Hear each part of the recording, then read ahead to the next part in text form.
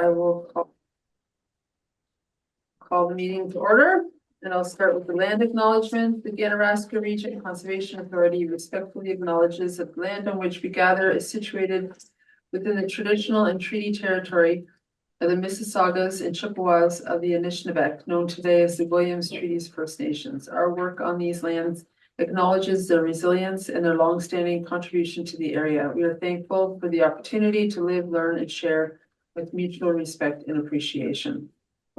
And I will ask for disclosure of pecuniary interest. Seeing none. And next is the minutes from the last meeting. The mover and a seconder for that. Randy and Joan. Any discussion? Minutes. Okay, to receive it, I'll ask all in favor. That is carried unanimously. And next is the adoption of the agenda. And we're going to second for that one, please. Adam. Do you want to second that? Really? No, I don't. Right. Any discussion on the agenda? I'll ask all in favor of the agenda, and that is carried unanimously. Next is business arising from the minutes. We have none, delegations, none. And then next we have our presentations. So we have two. First, we have Clean Water, Healthy Land Stewardship Program 2026 update. And I believe Anne is going to speak to that. Yes. Oh, yes. Lance.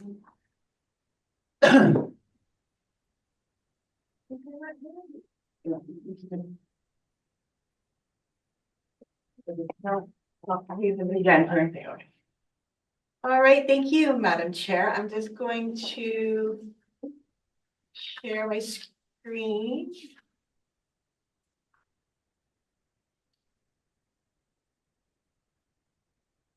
And yeah, can you keep an eye that he gets it? Oh no, he's in. He's on the screen. Okay. Thank you, Pam. Okay. Because last meeting, we had a bit of technical difficulty. I'm just gonna flick my slide, and Joan or Willie or Lance, did you see it change? Yep. Okay, good, thank you. All right, again, thank you, Madam Chair. I thought tonight I would give a quick update on the first half already of 2026. As it pertains to Clean Water, Healthy Land, our stewardship program that we administer in partnership with many of our member municipalities. So of course, it's been a very busy spring, all of our tree planting and our funding programs and rain barrel sales. So we offer trees out to the community in many different ways. We start with our over-the-counter tree seedling program. This year we sold over 7,000 trees, actually exactly 7,000 trees to 44 landowners. And you can kind of see the distribution geographically that we sell to. We sell to anybody, but quite a few trees are staying in our watershed, and then we also sell beyond our watershed boundaries. We also actively planted on 6 new properties in the watershed, a little over 8,500 trees. And we did 4 refill sites from last year's drought. So a little over 10,000 trees went out into these 10 properties this past spring. And of course, we do a lot to leverage funding from other organizations like Forest Canada, our own stewardship program. And we continue to collaborate with Durham Trees, which is an initiative that we have with the 5 CAs around Durham region. We have our great little Trees for Rural Roads program that we deliver with Clarington, Port Hope, and Hamilton. So collectively, nearly 1,000 trees went out across the watershed to be planted along the rural roads to bring back those nice big trees and to do what they do environmentally. So this spring or this year, we've planted almost 20,000 trees across the watershed, which is about 26 acres worth of hopefully new forest as it grows and matures. Of course, what we're doing supports watershed plan implementation and our natural heritage strategy. That's going to remind that for later. And it supports climate change mitigation and adaptation. When we come to our funding program, so far we have approved 12 projects within 3 of our member municipalities, a smattering of tree planting, agriculture projects, well decommissions. So sent out a little over 15,000. Of course, we're halfway through, and on a day like today where the weather's a little iffy, we have our summer staff going out putting flyers in people's mailboxes, particularly in Port Hope and Clarington, where we still have quite a bit of funds remaining to spend. We're still drumming up projects through that program. Over the past nearly 20 years, next year that we've been doing Clean Water Healthy Land, we've funded over 550 projects, invested over 3.8 million out into the watershed. And as you can see, we're using a fraction of municipal dollars to leverage all this other money, which is a great investment, as I always like to say. And then finally, our rain barrel sales. We're just wrapping up that now. But between March and June 1st, we had an active sale through rainbarrel.ca where people can purchase barrels. They get a $25 discount on a barrel purchase if you're in one of our participating municipalities. And we were able to sell 136 barrels through this program. And they're currently being delivered, and the program's not quite finished. But we did a lot. Last year's drought helped to drum up sales for this year. So I'd always like to thank board members and your municipalities for the ongoing support of this program. I always say Clean Water Healthy Land is as much your municipality's program as it is the authority's program, because we do it in such partnership. And so we look forward to your continued support, especially during the transition time. And I'm happy to entertain any questions if anybody had any. Thank you very much. That's great to hear. Any questions or comments? Joan. Oh, and that was a great presentation, and thank you so much. I was just wondering, how much are the barrels with the discount? Yeah, so they range, as you, Madam Chair, they range in price. The most economic ones, they call them ugly ducklings. They are with the discount, I think $40. And then you can get more expensive ones from there, but very economical. And then they pay for shipping as well, and they get dropped off right at their door. Great, thank you. Good deal. Any other questions or comments? I just have a comment that I've noticed some in Port Hope driving around. I've noticed some of the trees for rural roads, or I assume they are, because they're nicely planted and in a great distance apart. That look very very well done. So Excellent. okay, so the motion is that the Ganaraska Region Conservation Authority receive the Clean Water Healthy Land Stewardship Program 2026 update presentation for information. And are you moving? Moved by Miriam, seconded by anyone? Adam. And then all in favor. Really too. And that is carried unanimously.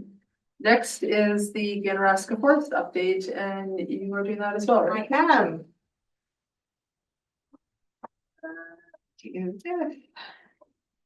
And this, and again, I'll ask my people online.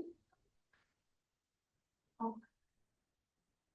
There we go. Is that when I flip the slide, you can see that? Okay, perfect. So now my second presentation, Madam Chair, is the first half of the year update on the Ganaraska Forest and all the activities that we're doing in there. I'm going to take you back to January, where we already were skiing for a whole month. We had lots of snow, staff were super busy grooming and track setting ski trails. The picture there is from December 1st, so the earliest that anybody can remember in a long time. And on December 3rd, we had people skiing in 2025. And along with our trails being open, the Snowmobile Club, Ontario Federation of Snowmobilers, and the Ganaraska Club, actually, I think we're the first in the province to have their trails ready to go through the forest. And combined, we both closed the latest we've ever closed and still had good snow conditions right till the end of March. So a great winter. We cannot complain. Well, we can always complain about winter, but not when it comes to recreational use. The other really nice thing about this winter is that we transitioned quite calmly into spring. There was no ice storm, there was no Durango. So on May 1st, we opened quite relaxed as we welcome all of the users back onto the trail of all the different types. The image there on the top right is a recorded issue form that we launched on our website. So now people can submit a concern or a a report of a tree down on any of the forest properties or any of our conservation areas. So that gets used and staff review the concern and address it as needed. At the end of April, we also welcomed 6 contract staff into the lands team, as well as other summer students across the authority. So we have 2 individuals who are working on conservation area maintenance on the grounds and the trails and helping out with the forest center. We have 2 individuals doing forest management works with our foresters, such as invasive species control and forest inventory. And then in the other picture, we have 2 trail inspectors that are working with our forest rec technician doing maintenance and inspection work. So really busy. It's nice to have extra help out this time of year. We have lots of projects happening in 2026. Some have already been completed. These projects use either Ganaraska funds or grants that we've received throughout the year. So we've already completed trail access improvement from our parking lot P6 up in the West Forest by making sure that people that come to that parking lot are able to leave the lot on Ganaraska property and head out onto the trail system. We've already done a bunch of invasive species management work using the Invasive Species Action Fund grant that we received, and there'll be more of that happening throughout the growing year. We plan to do additional trail grading earlier this year and also support the Snowmobile Club later on in the year. We received a Greenbelt Foundation grant for $50,000 that will see improvements done to trails in the West and East Forest. Using our own funds, we'll continue to work in the Central Forest. And then late last year, we received our TD Friends of the Environment Foundation grant that's helping with additional signage in the forest. So we're happy that we're able to bring in additional funds that are beyond our self-generating revenue funds. Also want to talk about volunteer opportunities. These are 2 things that are happening currently. So right now we have a call out for up to 3 volunteers that are going to help with the planning side of single track trail development in the Central Forest. It's going to be a multi-use trail. So it's for our mountain bikers, horseback riders, and hikers. And this phase 3 of 4 phases is going to be, we are making the path, like laying it out, drawing it out, mapping it out. Then we can move into phase 4. Some of that might be able to happen at the end of this year or in 2027. And we're going to look for additional grants to support that or other volunteer efforts to help the actual construction of the single track. The other opportunity that's going to be launched by the end of this month is our Keep the Ganaraska Forest Clean. There's been lots of talk around this table about litter and cigarette butts. So we are going to have it where members, when they're in the forest, can collect litter and trash and leave it at our trailheads and let us know, and then we'll come and pick it up. So that will be launched by the end of this month. A little bit about trail availability.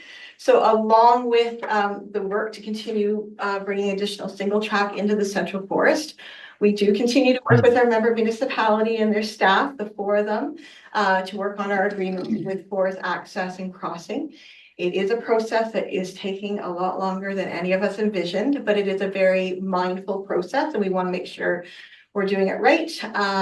So as these agreements come online this year, you will see more trails become online as those agreements help facilitate that. And then last little bit is just our numbers to date. So right now we're sitting at a little over 2,450 members, which is drastically a huge increase from last year.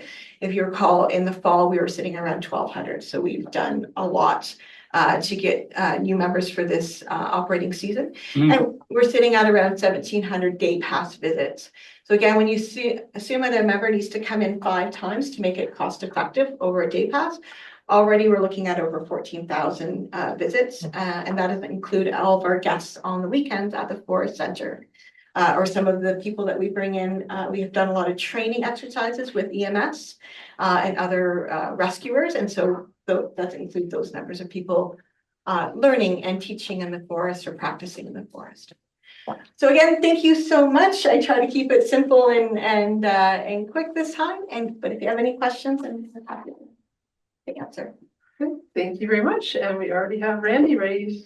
Yeah, thank you. Again, another great, good news story, certainly all the way through. I've got kind of a comment. I just want to see whether somebody got an answer.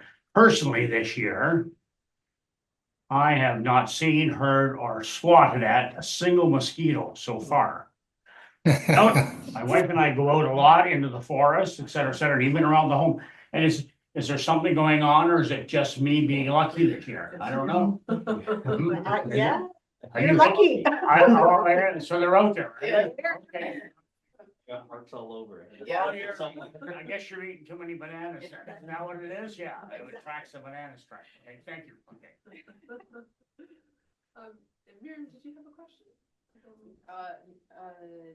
No, well, I was going to ask about the TD Friends of the Environment. So your granting opportunities, you have regular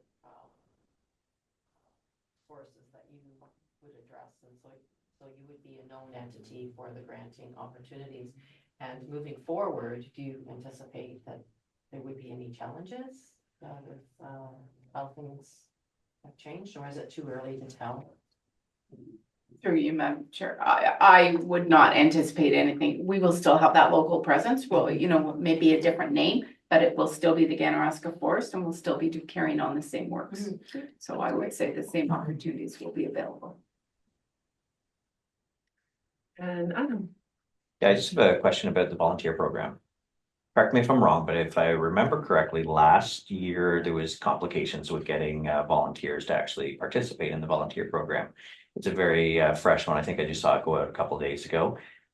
Do we have anybody that has expressed any interest for this year yet? Yeah, to you, Madam Chair. So it's been a few weeks it's been out. We actually had to extend the deadline, and we've extended our reach through press releases and doing the e-news and stuff.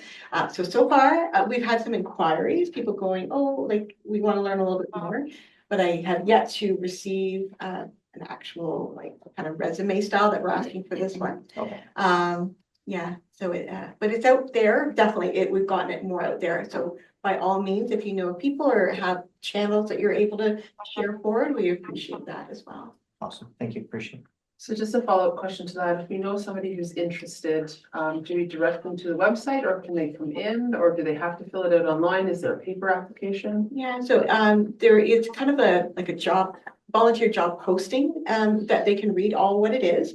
And then for this one, we do ask that they kind of submit their, like a resume style letter of interest. So they could start at the website, and then it does refer them on to staff who to contact if they want to know more. Great, yeah. Okay, thank you. So Joan. I'm just wondering about the volunteer positions. Would they get a free pass to be in the forest as part of their volunteering? And to you, Madam Chair, we don't do any sort of remuneration compensation. It does put volunteers in a different category if we start I'm air quoting, paying them or compensating them, even with things like gift cards or free membership. It does change the relationship of a volunteer with the authority. But we do thanks in other ways, but no, it would not come with a membership or day pass offering. Just a follow-up. So if somebody was to volunteer, one of the requirements is that they have to pay for a pass. Yeah, to you, Madam Chair. Depends on the activity. For the litter pickup, yes. For the other one, it's a different relationship where they're working side by side with staff. So as long as they're with us and they're not using a recreational device to traverse the forest, it's a little bit different. So you don't always, in that case, you don't necessarily need to have the membership or day pass because you're directly with staff. It's the same if we did a call for volunteers and say, hey, come out and do this thing with us. We wouldn't necessarily require that. Oh, okay. That makes sense. And I think I saw Adam's hand up first. Yeah, I guess just going back to what you were saying about the application process for it. What is the purpose of the application for the volunteer program? Are we making it too difficult? Is that maybe the part of the reason why we're not getting as many volunteers as we would like to see? To you, Madam Chair, we've really worked on making our application as simple as possible while still having all the liabilities and sign off component that we still require.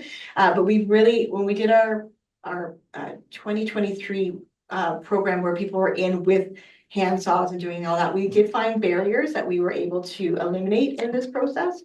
So volunteerism is so critical, but it has so many moving parts, so it does have this element of formality in it that we have to kind of keep to while making it easy for people.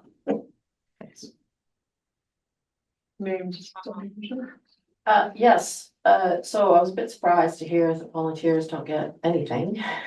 Well, I guess being outdoors, but, do correct me if I've forgotten, but if all people are are volunteering and working on behalf of the Conservation Authority, what is covered? Like, are they insured? Are, you know, whatever equipment they would need is, whatever training is provided?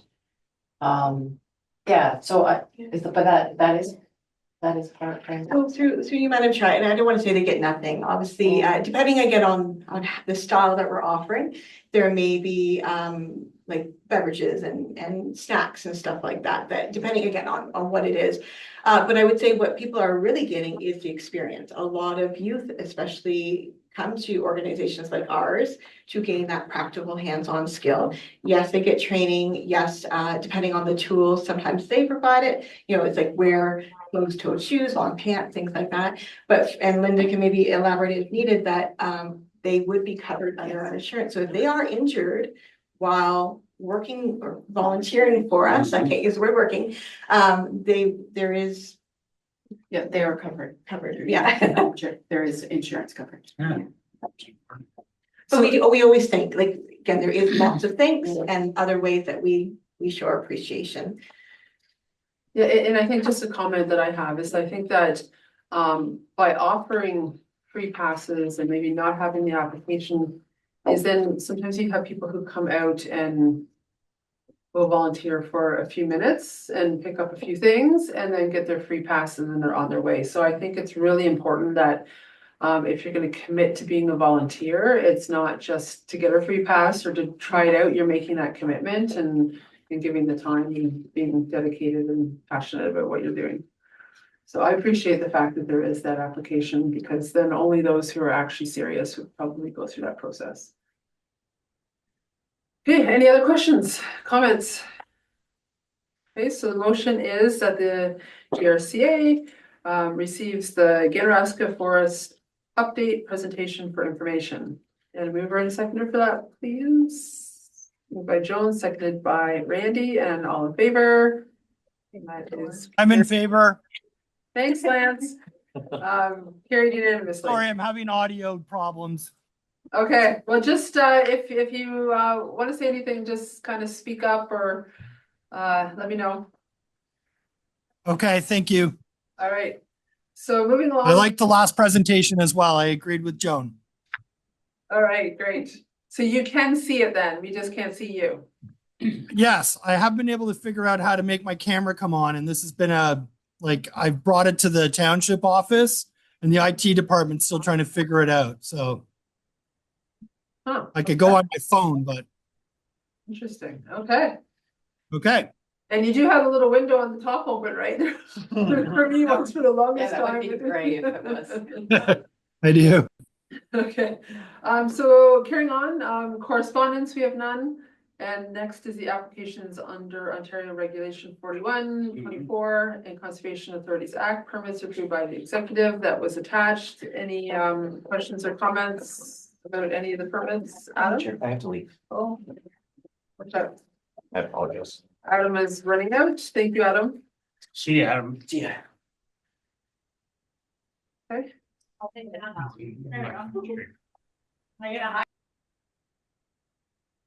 Sorry, any questions or comments? Joan?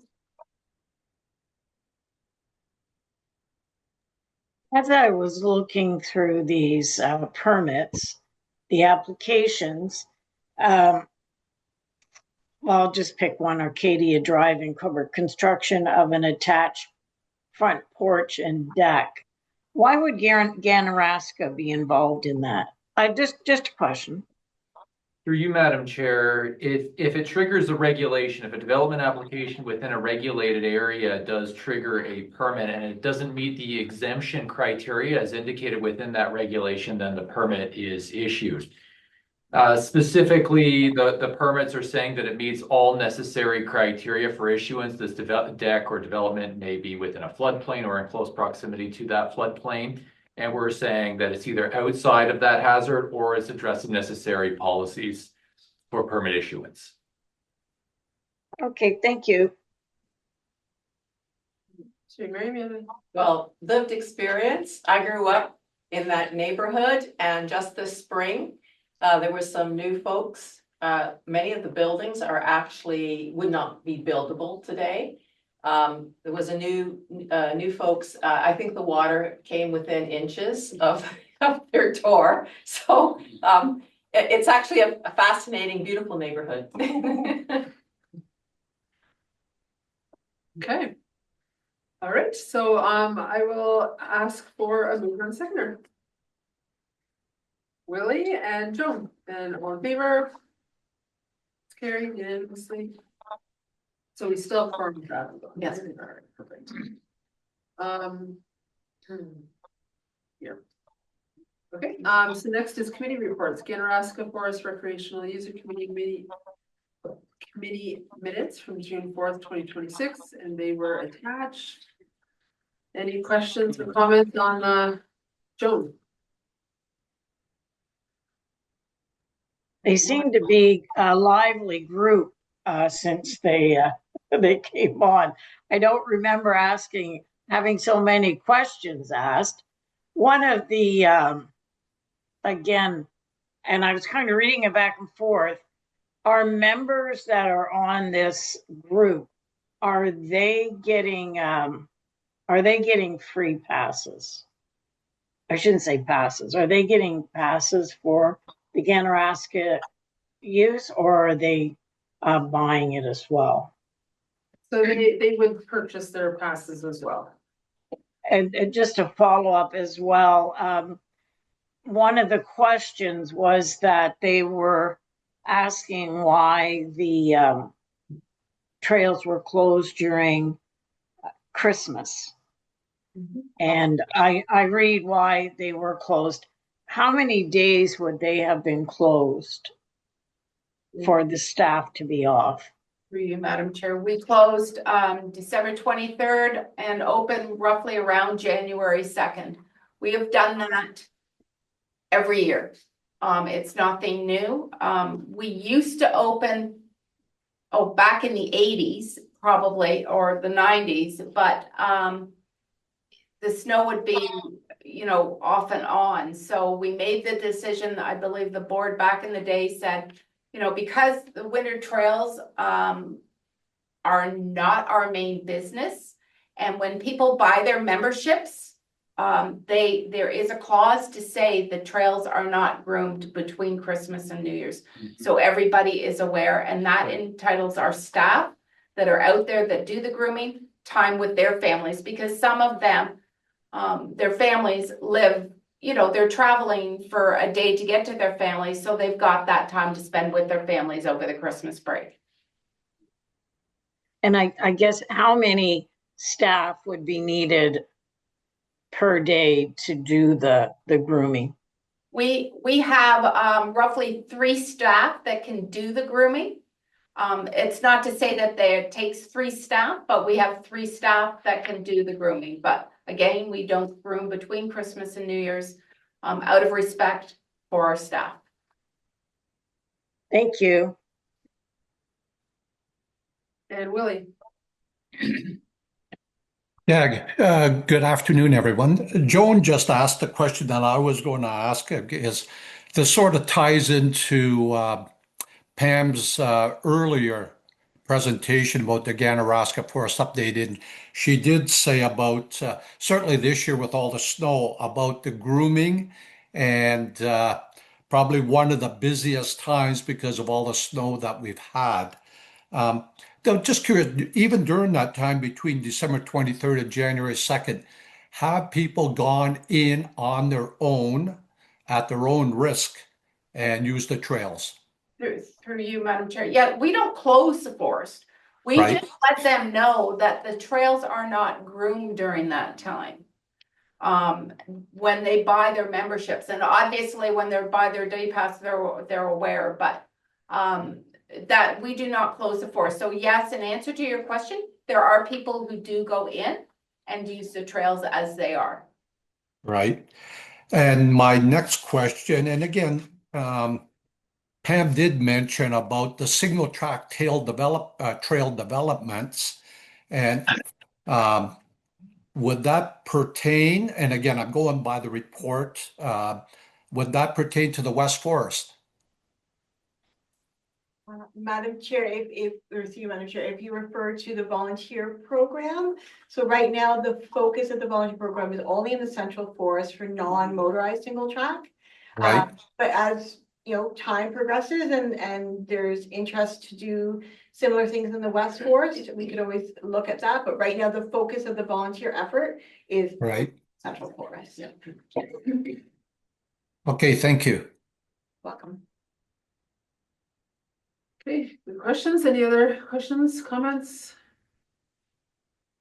So, a motion, but I'm receiving it for information. Yeah. Okay, can I have a mover and a seconder, please? Move it along. Randy, and I'll second by- second it. You can use my alias after a while, if you like. Oh, Lance, okay, Randy and Lance. all right. And all in favor? That is carried. I'm in favor. Thank you, Lance. Next is the, sorry. Oh, okay, so still staying with the recreational user committee, we have the terms of reference. And the staff report was attached. A little bit of a read, any questions or comments on the terms of reference? I appreciate the synopsis. Okay, so moving along then, we'd like to move second. Willie and Joan, and all in favor? I'm in favor. All right, so that is unanimously. Next is the 2027 budget criteria. We do have a staff report attached. Did you want to speak to that? Thank you, Madam Chair, through you. The only thing that I will say is that MECP is wanting all the 2027 budgets passed by December. And a lot of CAs are looking at getting them passed in October prior to municipal elections. So in that, thinking in that line, that's the criteria is coming now before you. Staff will prepare the preliminary budget over the summer and suggesting in discussions with the chair that we hold a virtual meeting in August. The preliminary budget will be distributed. And at that meeting, we will be asking for approval to distribute it to the municipalities. We need to give the municipalities 30 days according to the act. If we wait until September, they won't get their 30 days before October. So asking to do one item on a virtual August meeting. Hopefully we can get quorum the third Thursday.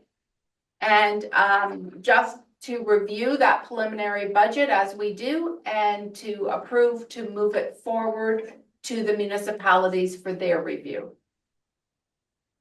And it's as a staff report, it's in keeping in line. It's and we have looked at other conservation authorities and they're within 3.5%. We're suggesting 3%. Yeah, so I know from Hope, we probably would love to get that early as well. So that's a great recommendation. So Joan, did I see that you had your hand up? You did. I don't think I've ever asked so many questions. No. As I was reading this, I'm not sure. I guess you would just get in under the lame duck. And where does that fit in this situation? Through you, Madam Chair, this is no different than any time Ganaraska, in fact, normally when there's a municipal election, we don't do the levy vote until December. And that's after the election and that's with the same board. So in essence, it's a lame duck, but this way we're doing it actually before the election. So it's being a little bit more proactive, because you still are in a municipal office. Because we have done it where some have been voted out, yet you're still voting on behalf of the municipalities. And that's the way that the province expects it. I don't know what the date is that we would be at lame duck, so I just put it out there in August. Miriam. So related to this, because I think, yeah, in the past, the board was actually in office until January, February, right? Well, you still are. You Yeah. still, so according to the act, you're still on our board until February of 2027, and the act has not changed, and that's what the province MECP has asked us to all stress. Even though your municipalities will not be reappointing for February, like our AGM, we probably won't be having an AGM. Right. But you're still on the board of directors of the Ganaraska Region Conservation Authority. So I have a question of clarification. When you send, let's say after our August, who do you send the communications to? At the Normally, municipal- through you, Madam Chair, normally goes to the clerk, as we always do. The Okay. clerk and sometimes the CAO is copied on that as well. Okay, the reason I ask is that then they can let council know whether there's any restrictions. Yeah. It's just something, it's a procedural thing that municipalities would be aware of, the clerk would be aware. Coburg. We don't know if we're gonna be lame duck, but lame duck restricts how much money you can authorize to spend. So, 50 grand, I think it is. Hmm? 50 grand is Yeah. something like that. yeah, so. Our levy's more than that. Yeah, or yeah. It's a technical thing, but the clerk, I'm glad to hear that it's going to the clerk, because then the clerk can look at it. Right. And say, okay, Yeah, it is through you. It's the same procedure we've done for the last. Sure. yeah, So do we know the date of the third Thursday? It's the 17th or the Okay, 18th. then I think then it's the 21st is when the lame duck would start, yeah, so so we should be fine. I'm not sure if Linda actually. It might be the same process, but because of the deadlines. The municipalities may be restricted in some way. Yeah, Yeah, okay. I can look up. It is actually the 15th of October. 11 days before the election. Yes. And then I guess I just have one share, so this is just the budget, right? So you don't necessarily need, it's not the weighted vote by representation. Yes, it will be It in will be. October. Oh, in It's- October, but it's- yeah. not in. Not in August, no, Yes. not in August. It's Okay. just the We levy. just need- Yeah. We just need quorum. Yeah, just need quorum. Any questions? You know? Okay, I'll have to check with the clerk. Because my understanding is that. Okay, as members of council, we end in September. So I'll have to check with the clerk. Through you, Madam Only Chair, they told. do that, but the province is going to make it very clear to the municipalities Okay, that they are to vote on Deal with these it. budgets. Right. okay. Thank you. Yeah, thanks. Okay, any other questions or comments? And is motion just to receive it? No, to direct staff to prepare the 2027 preliminary budget. Oh, there it is. Okay, Mhm. the motion is, the board of directors direct staff to prepare the 2027 preliminary budget based on the criteria contained in the staff report dated June 18th, 2026. And the preliminary budget be prepared for the August 20th, 2026 meeting. I'll move it. Okay, so moved by Lance. And it is the 20th. Yeah, I'll double check. This one, we're just double checking. I'm sure it's probably the third Thursday. August 20th. August 20th. Okay, moved by Lance, seconded by Miriam, all in favor? I, That is carried unanimously. Me, Thank you. And next is update on consolidation of conservation authorities. So, Madam Chair, I really have nothing to add. We had those two meetings and the slide decks that I provided links to, there was no new information. We are to hear mid-July on who our project executive is. And then the transition committees will start meeting, but other than that, nothing. Okay. Questions? No, so we're in a seconder for that, Randy and Joan? I'll All right. second it. Oh, so we got Lance, all in favor? I'm in favor. Carried. And next we have the Garden Hill Dam update. Mhm. Did you want to speak with that? I can just quickly say words. So, yeah, as mentioned here, we were very pleased to get notice on the 5th of June that our application was successful. So staff is just working hard at preparing the request for proposal. We'll be sending that out very shortly.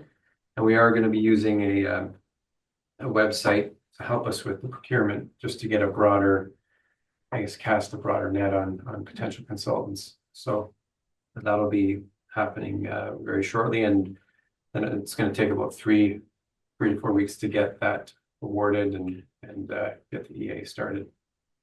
Okay, so from a public perspective, when would we see public participation or any of that? I'm just thinking timeline wise as it coordinates with elections and so on. Would it be in that period?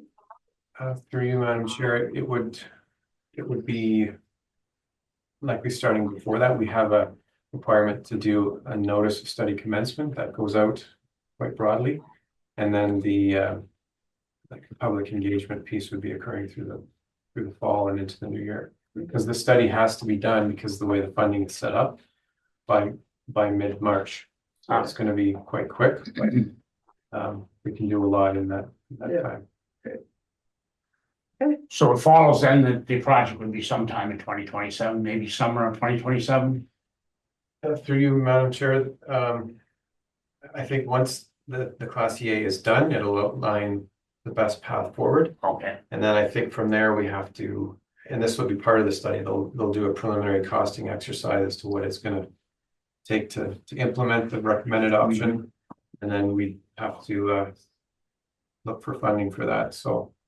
And now, would you go out for funding? Because it will, with that particular project then would affect what you have to do pretty early, as you know, putting the finances in that we've just talked about. So So through you, Madam Chair, I would expect that if the study's wrapping up, Q1 of next year,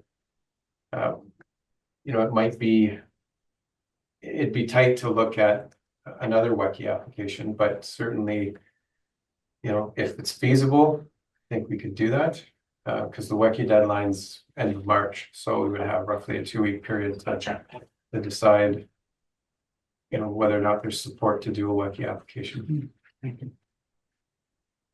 Well, thank you for that. It's going to be interesting. Okay, so if there's no other questions or comments, I'll ask for mover and seconder. Joan. Willie. All right, all in favor? So that's I'm carried. in favor. Okay, and other business.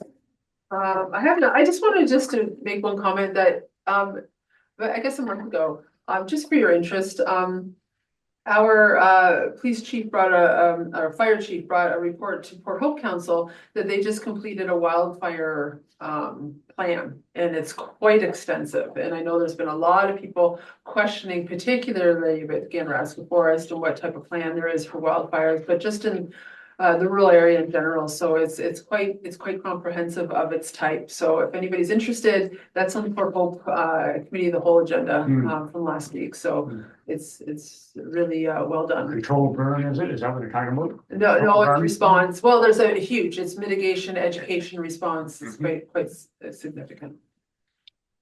Yes. So on June 4th, I attended a retirement party. And I just wanted to acknowledge, because I don't know whether we did it the last board meeting or not, but George's retirement, 49 years. Yep. Yes. 49 years. Sorry, you didn't make that. Yeah, so I just took a note of acknowledgement too. Hey, George, yeah, Yeah. yeah. Congratulations, George, if you're listening. And thank you for all those years. Okay, so we don't have any questions for question period. So this agenda, we don't have in camera, but just hang on for a minute because we do have a Source Protection Authority meeting following. So I will adjourn this meeting. I need a mover for that. Ready? Okay. So I will call to order this source water protection meeting. Ask again, disclosure of pecuniary interest. None. The minutes of the last meeting were from November 27th, 2025. Any questions, comments with those? Okay, mover and a seconder for that. Joan. And I'm seeing Willie smile. All in favor? All right, and the adoption of the agenda. Randy? Anyone else like to be done? Okay, and all in favor? That's carried. Delegations none, presentations none, business arising from the minutes none, correspondence none. The new business update on section 36 amendment. In the staff report that's attached. Would anybody like? Just Have any questions? no, any questions about that? No, all right, so moving right along, mover for that one. Miriam. Seconded by Willie. Yeah. All right, all in favor? And the appointment of Shelley Cuddy to the Trent Conservation Coalition Source Protection Committee to represent the GRCA. And that staff report is attached, so unless there's any questions, we've got Randy moving. Miriam seconding, all in favor? That is carried. Other business none, in camera none, and would someone like to adjourn that? Really? All right, thank you. Well, thank you, everybody, and hopefully we can have some attendance for that August meeting. It'll be a quick one. Yes. And you can Thank log you. in from anywhere. From the cottage or the boat or whatever. Thank you. We didn't get tornado. Okay, bye-bye. Bye. Bye-bye, everyone. Bye. For those running, happy campaigning.